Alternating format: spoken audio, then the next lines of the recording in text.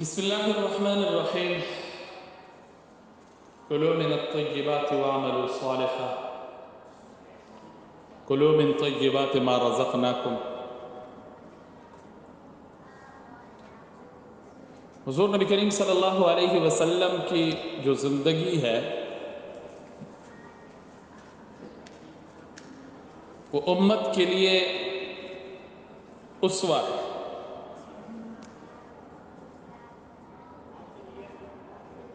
بظاہر ہم لوگ یہ سمجھتے ہیں کہ صرف نماز ہے، روزہ ہے، زکوٰۃ ہے، حج ہے، اس میں حضور کی زندگی ہمارے لیے نمونہ ہے. نہیں، بلکہ اگر دیکھا جائے تو حضور نبی کریم صلی اللہ علیہ وسلم کی جو پوری زندگی ہے اس میں آپ کی امت کے ہر فرد کے لیے جس شعبے کے ساتھ اس کا تعلق ہو اس کے لیے رہنمائی اس میں موجود ہے، اور وہ اس طرح زندگی گزار کے اپنی دنیا اور آخرت سنوار سکتا ہے، اپنی دنیا اور آخرت بنا سکتا ہے.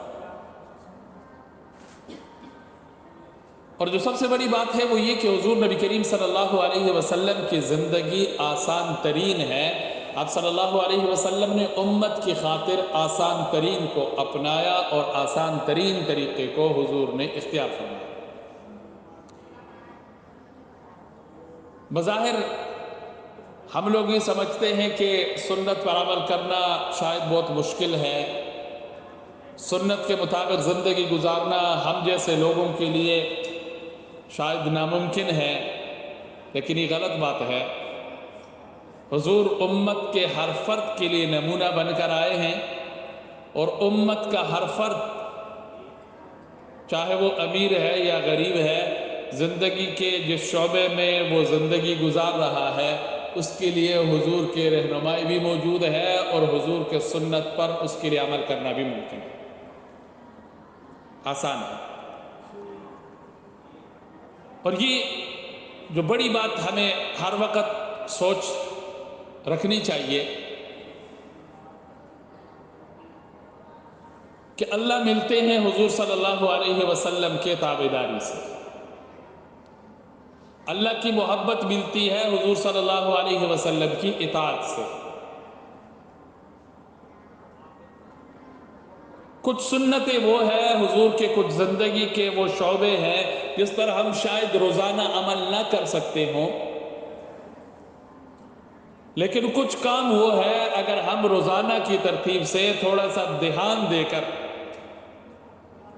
اس میں سنت طریقے کو سیکھ لیں اور سنت کے مطابق وہ کام کر لیں تو وہ کام بھی ہو جائے گا، حضور کا قرب بھی حاصل ہو جائے گا، اور اللہ کی محبت بھی ہمیں مل جائے گی. مثلا کتاب الاطعمہ ہے، کھانا ہر انسان کی فطری ضرورت ہے. اب کھانا ایک ہے ہم اپنے طریقے سے کھائیں، جیسے مرضی آ گیا ویسے ہی کھا لیا، جیسے خواہش ہوئی ویسے ہی کھا لیا، اور ایک ہے کہ کھانے میں حضور صلی اللہ علیہ وسلم کے کیا ہدایات ہے، امت کو آپ صلی اللہ علیہ وسلم نے کیا آداب عطا فرمائے، اور امت کو آپ صلی اللہ علیہ وسلم نے کیا طریقہ دیا. اگر ان آداب اور اس طریقے کے مطابق ہم کھانا بھی کھائیں گے تو وہ کھانا بھی ہمارے لیے ایک تو عبادت، دوسرا حضور کے قرب کا ذریعہ، اور تیسرا اللہ کی محبت حاصل ہونے کا ذریعہ بنے گا. اس لیے سب سے پہلی بات جو کھانے کے متعلق ہے وہ تو قرآن حکم دیتا ہے کلوا من الطیبات واعملوا صالحا، انسان کو حلال، طیب اور پاکیزہ غذا کے حصول کا اہتمام کرنا چاہیے. پھر ساتھ ساتھ احادیث میں کھانے کے ابتدا سے لے کر کھانے کے اختتام تک جتنے آداب اور جتنے جو طریقہ ہے حضور صلی اللہ علیہ وسلم کا وہ احادیث میں مذکور ہے.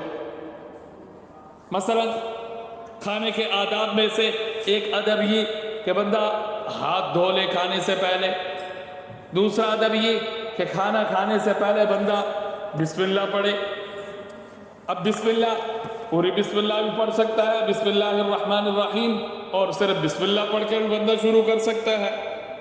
اسی طرح دائیں ہاتھ سے کھانا، حضور نے حضرت انس رضی اللہ تعالیٰ عنہ کو فرمایا تھا،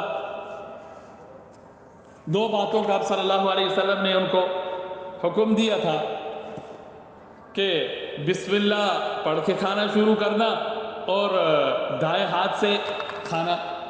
اسی طرح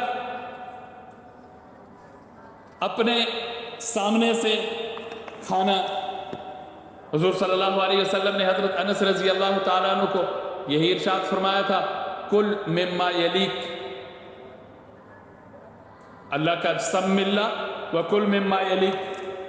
اسی طرح جو مختلف کھانے نہ ہو، ایک قسم کا کھانا ہو، تو وہاں پر ادب یہی ہے کہ بندہ اپنے سامنے سے کھا لے۔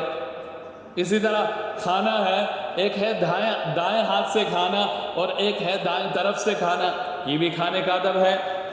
ہاں، مسئلہ علماء نے لکھا ہے کہ اگر کھانے مختلف قسم کے ہوں، بہت ساری چیزیں سامنے پڑی ہوئی ہے، تو پھر بندہ مختلف چیزیں اٹھا کر کھا سکتا ہے، اپنے سامنے رکھ سکتا ہے۔ اسی طرح کھانا کھانے میں اس چیز کا بھی خیال رکھا جائے کہ بندہ اتنا زیادہ نہ کھائے کہ اس کھانے کی وجہ سے بندے پر سستی چڑھ جائے، کاہلی آ جائے۔ ضرورت کے مطابق جتنی اس کی ضرورت ہے، کسی کی ضرورت کم بھی ہو سکتی ہے، کسی کی ضرورت زیادہ ہو سکتی ہے، تو اس چیز کا خیال رکھا جائے۔ پیٹ بھر کر کھانا جائز ہے، لیکن اتنا زیادہ کھا لینا کہ اس سے طبیعت میں سستی اور کاہلی پیدا ہو جائے، عبادات میں خلل آ جائے، تو مکروہ ہے۔ جیسے رمضان میں ہم لوگ کر لیتے ہیں، افطاری کے وقت اتنا زیادہ کھا لیا کہ پھر اٹھا نہیں جاتا۔ امام غزالی رحمہ اللہ تعالیٰ نے جو کھانے کے مراتب ہے وہ بیان کیے ہیں۔ پہلا مرتبہ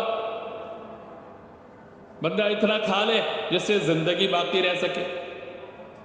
دوسرا مرتبہ اتنا کھا لے کہ جو عبادات ہے اور حقوق ہے وہ ادا کر سکے۔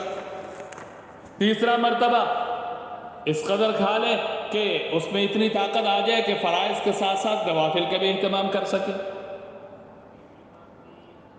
اور چوتھا مرتبہ اتنا بندہ کھا لے کہ بندے میں اتنی جان اور طاقت آ جائے کہ بندہ کمائی کر سکے۔ پانچواں مرتبہ اتنا کھا لے کہ پیٹ کا ایک ثلث بھر جائے۔ اور نمبر 6 اتنا کھا لے کہ بندے کا بدن جو ہے بوجھل اور ثقیل ہو جائے، نیند آنے لگ جائے، یہ مکروہ ہے۔ اور اتنا کھا لینا جو صحت کے لیے نقصان دہ ہو تو یہ حرام ہے، کیونکہ صحت سب سے پہلے نمبر پر ہے۔ ہم بعض اوقات کسی دعوت پر چلے جاتے ہیں یا کسی جگہ چلے جاتے ہیں تو وہاں پر یہ سوچ لینا چاہیے کہ بھائی کھانا کسی اور کا ہے تو پیٹ تو ہمارا اپنا ہی ہے۔ اتنا نہ کھائے کہ بس پھر بیمار ہو گیا اور بہت سارے مسائل اور بہت ساری بیماریاں اس کو لاحق ہو گئی۔ تو کوشش کرنی چاہیے کھانے کے متعلق اگر ہم ان چیزوں کا خیال رکھیں گے تو ہمارا کھانا بھی ہو جائے گا اور سنت پر عمل بھی ہو جائے گا، حضور صلی اللہ علیہ وسلم کی محبت بھی مل جائے گی، اللہ کی محبت بھی مل جائے گی۔